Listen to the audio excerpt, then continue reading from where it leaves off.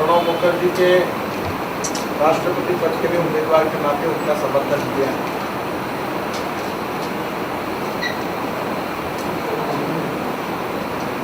यह उनका निर्णय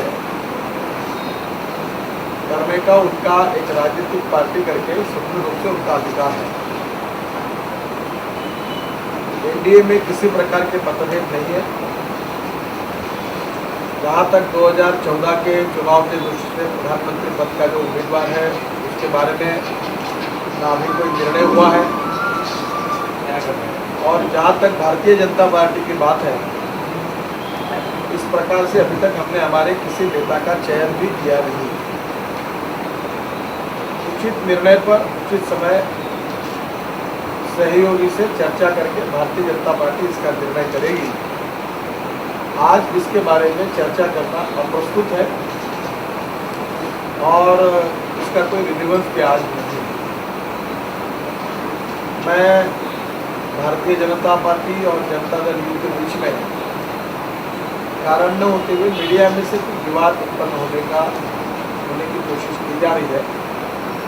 श्री शरद यादव इन्होंने मुझे कल फोन किया था, उनकी मेरे साथ चर्चा हुई है और उन्होंने अपने पार्टी में भी सबको ये सलाह दी है कि अब कोई इसके ऊपर प्रतिक्रिया व्यक्त न करें।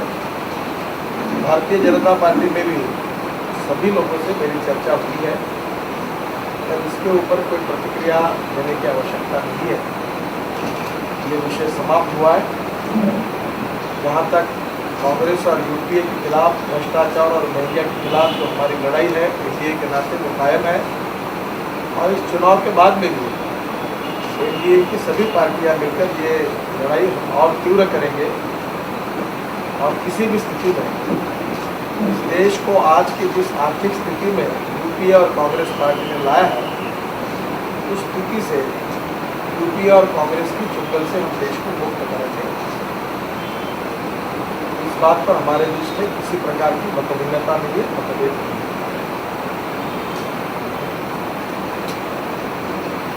आपकी भूमि को जो कहा कि आपकी भूमि में जो भी बात हुई कि उस तरह के बयान से बचें, आपके प्रवक्ता है। मेरी सभी से बातचीत हुई है और ये विवाद अब खत्म हो गया। सर, लेकिन जिस तरीके से जनता दल यू ने कहा है कि अब महंगाई के खिलाफ जो आंदोलन का पक्ष है कि प्रणब मुखर्जी क्या अगर बीजेपी भी अगर होती तो इस तरह महंगाई कम नहीं कर सकती, क्या है इस तरीके का? मेरी जो चर्चा हुई है शरद यादव जी से, उसके अनुसार प्रणब मुखर्जी को व्यक्तिगत रूप से उनके उम्मीदवारी का उनके पार्टी में समर्थन किया है। न वो यूपीए और कांग्रेस पार्टी की किसी भी नीति का समर्थन करते हैं, और इस चुनाव के बाद एनडीए के रूप में महंगाई और भ्रष्टाचार के खिलाफ हमारा जो संघर्ष जारी है वो आगे भी जारी रहेगा। एनडीए और बीजेपी ने कहा है इससे पहले कि यूपीए और कांग्रेस ने हमसे उम्मीदवार के बारे में कभी कोई कंसल्टेशन नहीं किया और आप उनको इंतजार करते रहे कि कल वो कैंडिडेट अनाउंस हो। जो भी कैंडिडेट अनाउंस हो तो उसके बारे में आप लोगों में एनडीए में विद इन एनडीए और बीजेपी में कंसल्टेशन नहीं हुआ, इसलिए दो पार्टियाँ हैं, जेडीयू और शिवसेना अलग है। मुझे लगता है बीता हुआ इतिहास है। सच्चाई ये है कि आज तक के राष्ट्रपति चुनाव का अगर इतिहास आपने देखा होगा तो ये चुनाव एक बार छोड़कर अनेक बार चुनाव हुआ है, और इसलिए प्रिंसिपल विपक्ष के नाते और हम लोगों ने इस चुनाव लड़ने का भारतीय जनता पार्टी ने निर्णय किया है। और इसके साथ हमारे एनडीए के जो शामिल नहीं, ऐसे भी कुछ पार्टियों ने विशेष रूप से शर्मा जी की उम्मीदवारी जाहिर की और भारतीय जनता पार्टी ने उसका समर्थन करने का निर्णय किया है। और मुझे लगता है कि लोकतांत्रिक हमारी जो पद्धति है उसका विचार करते हैं, उसमें कोई गलत बात भी ऐसा मुझे नहीं लगती। आपसे आपका बातचीत हुआ है कि प्रणब मुखर्जी देखा गया कि ये डिफेक्टिव प्राइम मिनिस्टर है, पूरा कांग्रेस का फायर फाइटिंग का काम यही करते रहे, कांग्रेस का दिखाने के लिए मनमोहन सिंह का ही पूरा काम ये आदमी करते रहे। और ऑल ऑफ सडन आपको पूछा यादव जी को कि जेडीयू को ये आदमी इतना महानुभाव कैसा लगे, सडन लगा कि ये व्यक्तिगत है, कांग्रेस नहीं है, क्या आपके घटक पार्टी है, इसलिए आपको मुझे लगता है एनडीए में जो पार्टी शामिल है अगर हम सभी पार्टी अगर एक ही विचारों के रहते तो हम एक पार्टी बनते हैं। और एनडीए में जो शामिल पार्टियां हैं वो इंडिपेंडेंट पॉलिटिकल पार्टीज हैं और उनको इसके बारे में निर्णय करने का अधिकार है। ज़्यादातर अनेक विषयों पर हमारे बीच में यूनानिमिटी है, कुछ विषय पर हम अलग अलग पार्टी होने के नाते कुछ अलग मत भी हो सकते हैं। कारण पूछने का भी आपका अधिकार है ना कि भाई समर्थन क्यों कर रहे हैं आप? कारण क्या है?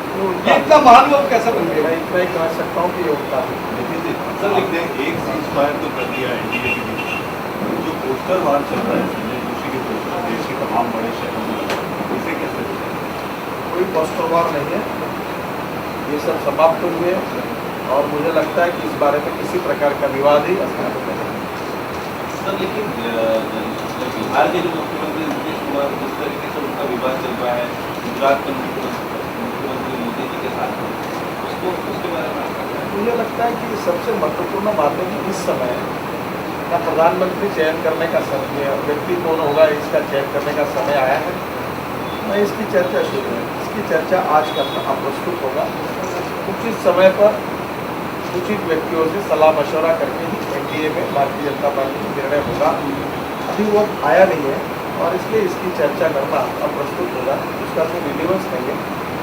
एनडीए जहाँ तक हम सब लोग हैं यूपीए के खिलाफ, महंगाई भ्रष्टाचार के खिलाफ हम सब एक है और मिलकर लड़ाई लड़ेंगे। इसी प्रकार की भावना सभी नेताओं के मन में है और इसीलिए किसी प्रकार का विवाद न हो, इस दृष्टि से इस बारे में शरद यादव जी ने और मैंने चर्चा करके सब चर्चाओं को पूर्ण विराम लगाया।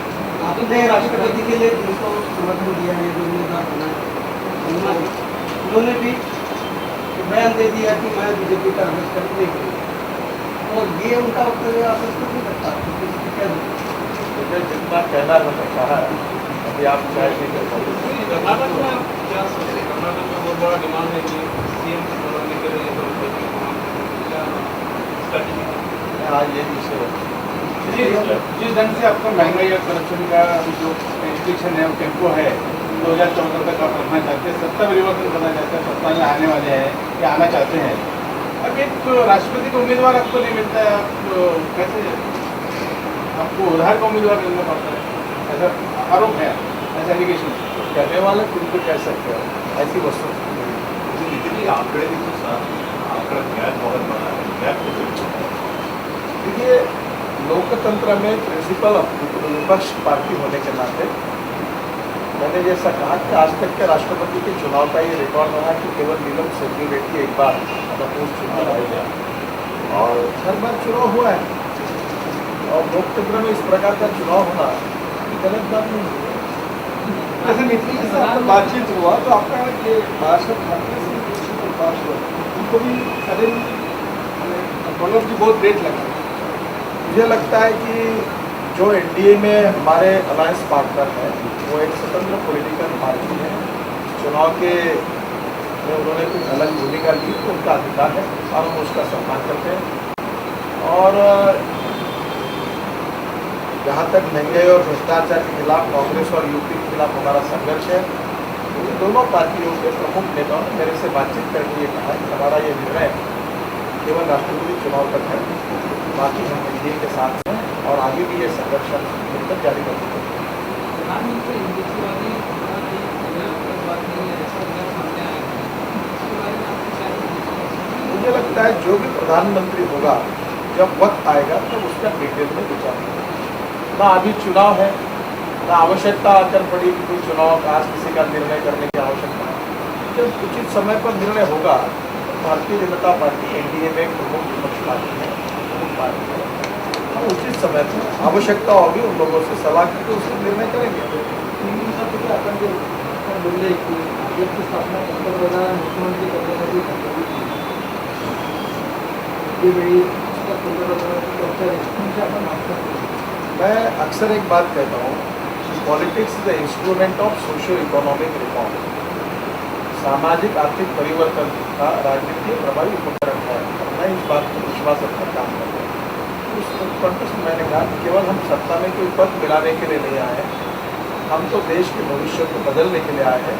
समाज की आज की जो आर्थिक स्थिति है, इरेडिकेशन ऑफ पॉवर्टी हो, रोजगार की निर्मित हो, गांव गरीब मजदूर किसान के साथ न्याय हो, ये बात करना, इसके लिए उनको न्याय देना और ये आर्थिक स्थिति को बदलना और देश को दुनिया की सबसे बड़ी नंबर 1 की ताकत खड़ी करना, ये हमारे जीवन का मिशन है। किसी एक व्यक्ति को कोई हासिल करना, इस भावना में लेकिन मेरा सवाल ऐसा है कि प्रधानमंत्री पद का जब चुनाव होगा या जब चयन होगा तब तो उस समय सेक्युलर रहेगा या हिंदुत्व कैसा रहेगा, यानी इस बारे में अभी से कुछ आपने जो कुछ सुझाव दिया है उसका मार्गदर्शन ध्यान में लेकर उसमें विचार करेंगे। दोनों तरीके की बातें हो रही है। आपकी बात बहुत महत्वपूर्ण है। जरूर सर लीजिए। ये ऐसा नहीं लगता उससे एक सलाह ले लो। ऐसा नहीं लगता कि एनडीए की लीडरशिप में थोड़ा कमी आएगी स्ट्रैटेजी के हिसाब से? जब आपको लगा कि जेडीयू और शिवसेना अलग हो रही है तो आप एक बार्गेनिंग करके राष्ट्रपति यूपीए और ये पार्टी के साथ बार्गेनिंग में उपराष्ट्रपति आपको मिल सकता है, ऐसा लगा नहीं? ये वीरभद्र सिंह के आज आरोप है उन्हें भ्रष्टाचार हिमाचल चुनाव आ गया है तो क्या किस तरह से आप हमारे ऑफिशियल स्पोक्स पर्सन ने आज दोपहर 3 बजे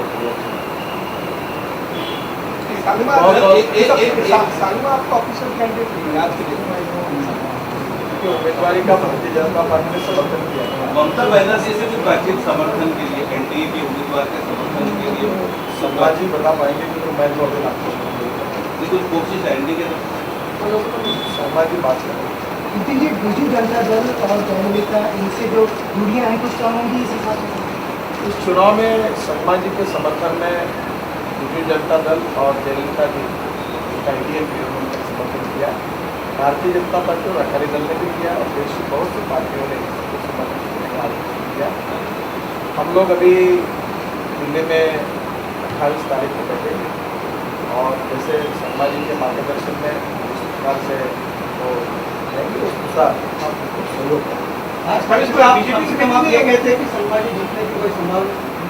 देखिए, पहली बात ऐसी है, चुनाव में चुनाव होता है, उसके निर्णय के बारे में आज कोई प्रतिक्रिया नहीं होता है। 28 को बीजेपी की मीटिंग है, एनडीए की मीटिंग? नहीं, वैसे हमारी मीटिंग है और अभी मेरी जो दिल्ली के नेताओं से बातचीत हुई, शर्मा जी भी अपने चुनाव की कैंपेन के बारे में कोई निर्णय करेंगे, उससे भी मेरी बातचीत हुई। उसके अनुसार वो जिस प्रकार से हमको कहेंगे वैसा सहयोग पार्टी को। बहुत बहुत धन्यवाद।